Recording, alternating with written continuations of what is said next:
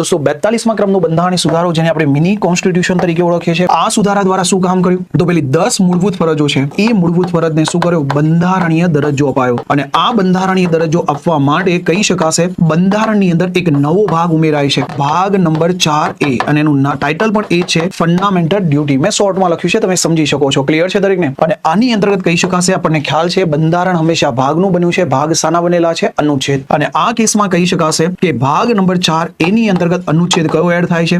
તો અનુચ્છેદ number 51A ઉમેરાય છે. અને આ અનુચ્છેદ જે 51A છે એમાં એક સાથે 10 મૂળભૂત ફરજને સ્થાન મળે છે. આ કઈ રીતે લખાયેલી છે? તો ખાલી ક્રમ સમજાવું, પછી 10 મૂળભૂત ફરજ તરફ જાઉં છું. આવી રીતે લખાયું છે અનુચ્છેદ 51A subclause A, subclause B, subclause C up to 10મો ક્રમ જે આવશે ને એ આલ્ફાબેટ કયો આવશે? તો જે આવશે. અને 10 મૂળભૂત ફરજને બંધારણમાં સ્થાન મળ્યું. કયા ભાગમાં? ભાગ 4A, જેનું ટાઇટલ કયું છે? મૂળભૂત ફરજો. અનુચ્છેદ નંબર કયો? 51A. તો બંને ક્વેશ્ચન પૂછાશે.